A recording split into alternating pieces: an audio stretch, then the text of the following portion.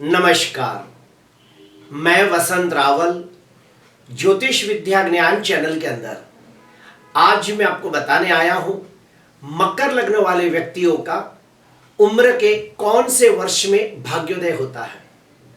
उम्र के कौन कौन से वर्ष उनके लिए सुखकारी, लाभकारी और भाग्य की वृद्धिदायक होते हैं। हर व्यक्ति चाहता है कि उसका एक अच्छा सा जीवन साथी हो, उसे उत्तम संतान का सुख प्राप्त हो। हर व्यक्ति चाहता है कि उसके पास एक अच्छे मकान का सुख, वाहन का सुख प्राप्त हो। हर व्यक्ति चाहता है कि उसे समाज के अंदर मान सम्मान, पद प्रतिष्ठा की प्राप्ति हो। तो ज्योतिष के नियम अनुसार जन्म कुंडली से यह कैसे देखा जाता है कि इस व्यक्ति के कौन सी उम्र के अंदर इसे सुख प्राप्त होगा। तो उसके कुछ खास नियम है जो मैं आपको बताना चाहता हूं। तो आइए गहराई से जानते हैं। मकर लग्न की कुंडली के अंदर हम लोगों को सबसे पहले पांचवें भाव का गहनता से अध्ययन करना होता है। मकर लग्न की कुंडली के अंदर पंचम भाव के अंदर वृषभ राशि है और वृषभ राशि का स्वामी कौन है? शुक्र है। तो हम लोगों को शुक्र की स्थिति का अध्ययन करना होता है।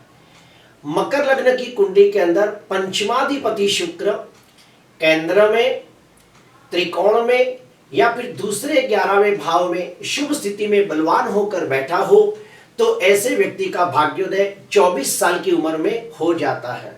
और 24 साल की उम्र में उसके जीवन के अंदर कोई ना कोई शुभ घटना अवश्य घटती है, जैसे कि विवाह हो जाना या फिर संतान का सुख प्राप्त होना या फिर अच्छी नौकरी मिल जाना या फिर समाज के अंदर मान सम्मान मिलना।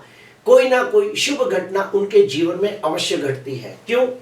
क्योंकि पंचमाधिपति शुक्र चौथे भाव में हो तो यहाँ पे दिग्बली माना गया है। पंचमाधिपति शुक्र सप्तम भाव में हो तो यहाँ पे कारक माना गया है। पंचमाधिपति शुक्र अगर लग्न में हो तो भी बहुत अच्छा मानते हैं। पंचमाधिपति शुक्र अगर तीसरे भाव में उच्च का होकर बैठा हो तो भी बहुत अच्छा फल देता है। तो पंचमाधिपति शुक्र अगर केंद्र में, त्रिकोण में या फिर दूसरे 11वें भाव में शुभ स्थिति में बलवान होकर बैठा हो तो ऐसे व्यक्ति के जीवन में 24 साल की उम्र में कोई ना कोई शुभ घटना अवश्य घटती है। अभी ठीक इसके विपरीत जाते हैं कि पंचमाधिपति शुक्र अगर नीच राशि में निर्बल हो तो, पंचमाधिपति शुक्र अस्त का हो या फिर मृत अवस्था में हो तो, पंचमाधिपति शुक्र छठवें, 8वें, 12वें भाव के अंदर पीड़ित होता हो तो, पंचमाधिपति शुक्र राहु के साथ युति करके लंपट योग नाम का अशुभ योग बनाता हो तो फिर ऐसे व्यक्ति का भाग्योदय 24 साल की उम्र में नहीं होता। तो फिर हम लोगों को क्या करना होता है? मकर लग्न की कुंडली के अंदर भाग्य स्थान का गहनता से अध्ययन करना पड़ता है। भाग्य स्थान के अंदर कन्या राशि है और कन्या राशि का स्वामी कौन है? बुध है। तो हमें बुध का गहनता से अध्ययन करना पड़ता है। भाग्याधिपति बुध केंद्र में, त्रिकोण में या फिर दूसरे 11वें भाव में शुभ स्थिति में बलवान होकर बैठा हो तो ऐसे व्यक्ति का भाग्योदय 32 साल की उम्र में निश्चित तौर पे हो जाता है। क्यों? क्योंकि भाग्याधिपति बुध लग्न में बैठा हो तो यहाँ पे दिग्बली माना गया है। भाग्याधिपति बुध चौथे और 10वें भाव के अंदर बैठा हो तो उसे कारक माना गया है। भाग्याधिपति बुध अगर पंचम भाव में बैठा हो तो यहाँ पे भावात भावम नियम लागू पड़ता है। नवम भाव का स्वामी नवम भाव से नवम भाव में बैठा हो तो यहाँ पे भावात भावम का नियम लागू पड़ता है, जिसे हम परम भाग्य योग भी कहते हैं। और यहाँ पे बुध की स्थिति बहुत ही शुभ हो जाती है। तो फिर से हम लोग आएंगे कि मकर लग्न की कुंडली के अंदर भाग्याधिपति बुध अगर केंद्र में, त्रिकोण में या फिर दूसरे 11वें भाव में शुभ स्थिति में बलवान होकर बैठा हो तो ऐसे व्यक्ति का भाग्योदय 32 साल की उम्र में निश्चित तौर पे हो जाता है। और 32 साल की उम्र में उनके जीवन में कोई ना कोई शुभ घटना अवश्य घटती है, जैसे कि विवाह हो जाना, संतान का सुख प्राप्त होना, अच्छी नौकरी का सुख प्राप्त होना, खुद का मकान बन जाना या फिर अच्छी गाड़ी का सुख प्राप्त होना, ऐसे कोई ना कोई सुख उनको अवश्य प्राप्त होते हैं। अगर मान लो भाग्याधिपति बुध नीच राशि में निर्बल हो, तो भाग्याधिपति बुध अगर 8वें या 12वें भाव के अंदर बैठा हो, तो भाग्याधिपति बुध राहु के साथ युति करके जड़त्व योग बनाता हो, तो भाग्याधिपति बुध अस्त का हो या फिर मृत अवस्था में हो, तो फिर ऐसे व्यक्ति का भाग्योदय 32 साल की उम्र में बिल्कुल नहीं होता। फिर हम लोगों को और एक स्टेप अंदर जाके अध्ययन करना होता है और लग्नाधिपति शनि का गहनता से अध्ययन करना पड़ता है। लग्नाधिपति शनि अगर केंद्र में, त्रिकोण में या फिर दूसरे 11वें भाव में शुभ स्थिति में बलवान होकर बैठा हो, तो ऐसे व्यक्ति का भाग्योदय 36 साल की उम्र में होता है। क्यों? क्योंकि लग्नाधिपति शनि अगर लग्न में ही बैठा हो, तो यहाँ पे स्वगृही होकर शश योग नाम का पंच महापुरुष राजयोग बनाता है। लग्नाधिपति शनि अगर 10वें भाव में हो, तो यहाँ पे उच्च का होकर शश योग नाम का पंच महापुरुष राजयोग बनाता है। लग्नाधिपति शनि अगर 7वें भाव में हो, तो यहाँ पे दिग्बली होता है। लग्नाधिपति शनि अगर धन स्थान में हो, तो यहाँ पे स्वगृही होता है। लग्नाधिपति शनि अगर भाग्य स्थान में हो, तो भाग्य की वृद्धिदायक होता है।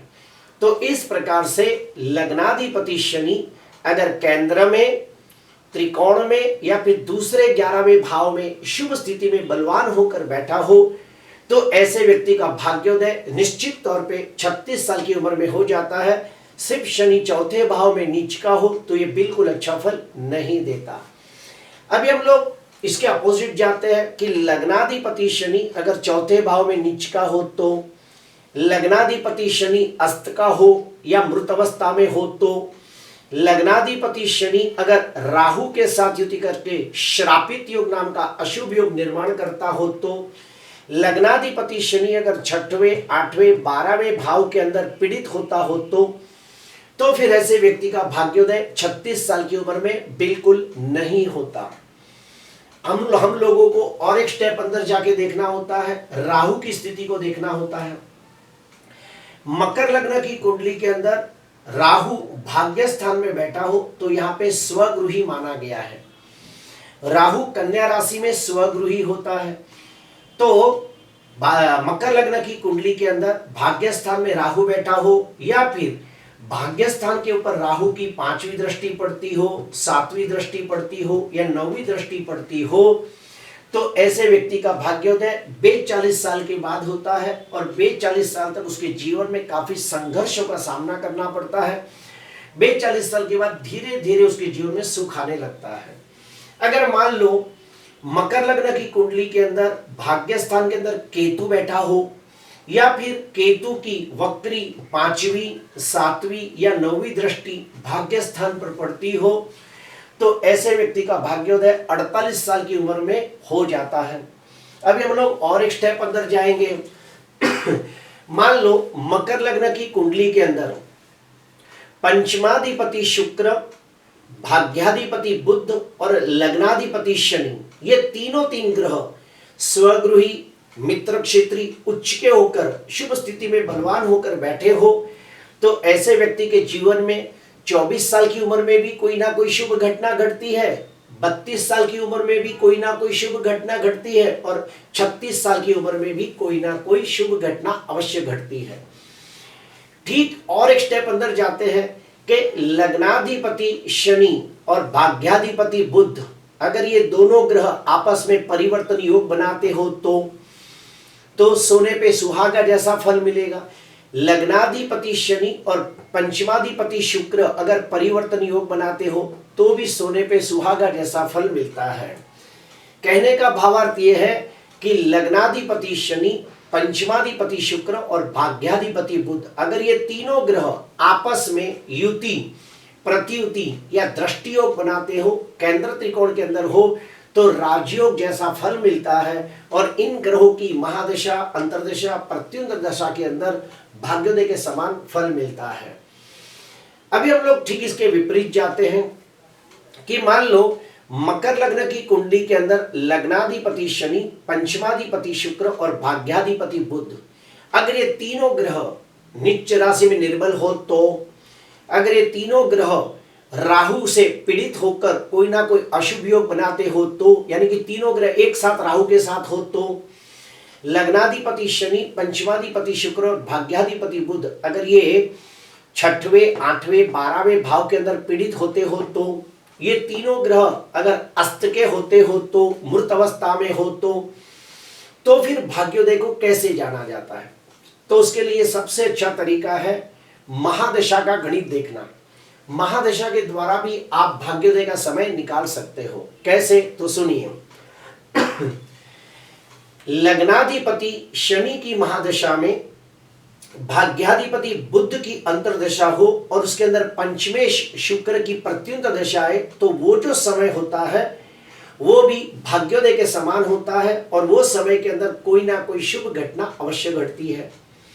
वैसे ही लग्नाधिपति शनि की महादशा में पंचमेश शुक्र की अंतर्दशा चल रही हो और उसके अंदर भाग्याधिपति बुध की प्रत्युत दशा आ जाए, तो वो जो समय होता है वो भी भाग्योदय के समान होता है और वो समय के अंदर व्यक्ति के जीवन में कोई ना कोई शुभ घटना अवश्य घटती है, या फिर उसकी जो मनोकामना है वो पूर्ण होती है, या फिर उसे जो चाहिए उसे मिल जाता है।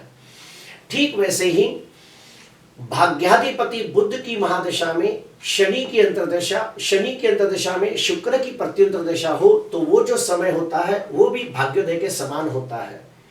वैसे ही भाग्याधिपति बुध की महादशा में पंचमाधिपति शुक्र की अंतर्दशा और उसके अंदर शनि की प्रत्युत दशा है, तो वो जो समय होता है वो भी भाग्योदय समान होता है और व्यक्ति के जीवन में कोई ना कोई शुभ घटना अवश्य घटती है, जैसे कि विवाह हो जाना, संतान का सुख प्राप्त होना, मकान का सुख या वाहन का सुख प्राप्त होना, या फिर अच्छी नौकरी या व्यापार का सुख प्राप्त होना। आखिरी पंचमाधिपति शुक्र की महादशा में शनि की अंतर्दशा और शनि की अंतर्दशा के अंदर बुध की प्रत्युत दशा हो, तो वो जो समय होता है वो भी भाग्योदय के समान होता है। वैसे ही पंचमाधिपति शुक्र की महादशा में बुध की अंतर्दशा में शनि की प्रत्युत दशा हो, तो वो जो समय होता है वो भी भाग्य की वृद्धिदायक होता है और उस समय व्यक्ति के जीवन में कोई ना कोई शुभ घटना अवश्य घटती है। अगर किसी का विवाह न हुआ हो तो विवाह हो जाता है, किसी को संतान का सुख न हो तो संतान का सुख प्राप्त होता है, किसी को मकान का सुख न हो तो मकान का सुख प्राप्त हो जाता है, और किसी को अच्छी नौकरी या व्यापार न हो तो नौकरी व्यापार हो जाता है।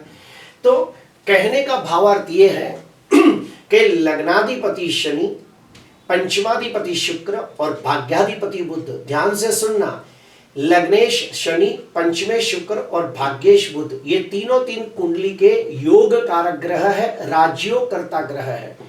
अगर शनि, शुक्र और बुध इन ग्रहों की महादशा, अंतर्दशा, प्रत्युत दशा एक साथ जब आ जाती है, तो वो जो समय होता है वो भी भाग्योदय के समान होता है और उस समय व्यक्ति के जीवन में कोई ना कोई शुभ घटना घटती है, या फिर उसकी जो इच्छा हो वो पूरी होती है, उसकी मनोकामना सिद्ध होती है, ये भी देखा गया है। अभी हम लोग जानेंगे कि मकर लग्न वाले व्यक्तियों के जीवन में भाग्योदय में कुछ रुकावटें आती हो तो उन्हें कौन से उपाय करने चाहिए। तो सुनिए, ऐसे व्यक्तियों को लग्नाधिपति शनि का रत्न नीलम पहनना चाहिए, भाग्याधिपति बुध का रत्न पन्ना पहनना चाहिए, पंचमाधिपति शुक्र का रत्न हीरा पहनना चाहिए। लेकिन उसमें शर्त यह है कि लग्नेश शनि, भाग्येश बुध और पंचमेश शुक्र ये ग्रह नीच राशि में निर्बल नहीं होने चाहिए और छठवें, आठवें, 12वें भाव के अंदर पीड़ित नहीं होने चाहिए। अगर जो नीच के हो और छठवें, आठवें, 12वें भाव में बैठे हो तो फिर ये रत्न बिल्कुल धारण नहीं करने चाहिए। कहने का भावार्थ ये है कि लग्नाधिपति शनि, भाग्याधिपति बुध और पंचमाधिपति शुक्र अगर ये ग्रह केंद्र त्रिकोण में बैठे हो और नीच के न हो तो फिर ये रत्न आप अवश्य धारण कर सकते हो। दूसरा उपाय, अगर भाग्योदय में रुकावट आती हो तो ऐसे व्यक्तियों को साल में एक बार किसी विद्वान कर्मकांडी ब्राह्मण को घर पे बुला के या फिर किसी मंदिर में जाके नवग्रह शांति यज्ञ करना चाहिए, जिसको कम से कम 4.5 से 5 घंटे लगते हैं। तीसरा, जो कुंडली के मारक ग्रह होते हैं उसका मंत्र जाप करना चाहिए और दान पुण्य करना चाहिए। तो सुनिए, मकर लग्न की कुंडली के अंदर प्रबल मारक कौन कौन है? तो सबसे प्रबल मारक है सूर्य। फिर से बोलूंगा, मकर लग्न की कुंडली के अंदर सूर्य अष्टमाधिपति बनकर कुंडली का प्रबल मारक ग्रह बनता है। तो मकर लग्न वाले व्यक्तियों को गलती से भी सूर्य का रत्न माणिक्य नहीं पहनना चाहिए और सूर्य का बल बढ़ाने के लिए उन लोगों को सूर्य के मंत्र जाप करने चाहिए और सूर्य से लगती सारी चीजों का दान करना चाहिए, जैसे कि गुड़, गेहूं, ऐसा सब लाल कलर के फल फूल ये सब दान करना चाहिए, लाल वस्त्र। मकर लग्न की कुंडली के अंदर दूसरा मारक है सप्तमाधिपति बनकर चंद्र। मकर लग्न का दूसरे नंबर का प्रबल मारक ग्रह है चंद्र ग्रह। तो मकर लग्न वाले व्यक्तियों को गलती से भी चंद्र का रत्न मोती नहीं पहनना चाहिए और चंद्र का बल बढ़ाने के लिए चंद्र के मंत्र जाप करने चाहिए। ओम ह्रीम चंद्राय नमः, ओम ह्रीम चंद्राय नमः। और चंद्र से लगती चीजों का दान करना चाहिए, जैसे कि दूध, दही, पानी, ये सब जो जो चंद्र से लगती जो भी चीजें हैं वो सब चीजों का दान करना चाहिए। कहने का भावार्थ ये है कि मकर लग्न की कुंडली के अंदर सूर्य और चंद्र ये दोनों कुंडली के प्रबल मारक है, तो इसके रत्न गलती से भी न पहने, माणिक और मोती गलती से भी न पहने और उसके मंत्र जाप करे, दान पुण्य करे। प्रिय दर्शकों, मकर लग्न की कुंडली के अंदर अगर भाग्योदय में वृद्धि करनी है तो मैं और भी एक बात कहूंगा कि ऐसे लोगों को हनुमान चालीसा का पाठ करने से भी लाभ होता है।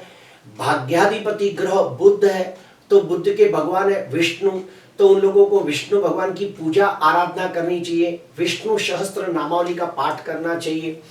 उसके बाद मकर लग्न की कुंडली के अंदर पंचम भाव में वृषभ राशि है, उसका स्वामी शुक्र है, तो शुक्र के भगवान है माता लक्ष्मी, तो उन लोगों को महालक्ष्मी मंत्र का अनुष्ठान करना चाहिए। तो ये सारे उपाय करने से उनके भाग्य में वृद्धि होती है। प्रिय दर्शकों, मकर लग्न वाले व्यक्तियों को पंचमाधिपति शुक्र के तौर पे महालक्ष्मी मंत्र का अनुष्ठान करना चाहिए। भाग्याधिपति बुध का जो भगवान है विष्णु भगवान, तो विष्णु सहस्त्र नामावली का पाठ करें, विष्णु याग करें, विष्णु के पूजा आराधना करें। और मकर लग्न वालों का लग्नाधिपति शनि है, तो उन लोगों को हनुमान चालीसा का पाठ करना चाहिए, तो भी उन्हें बहुत लाभ होता है। साल में एक आध बार नवग्रह शांति करें, उससे भी बहुत लाभ होता है। प्रिय दर्शकों, आज के लिए बस इतना ही। आपको अच्छा लगा तो जरूर लाइक करना, सब्सक्राइब करना। नमस्कार।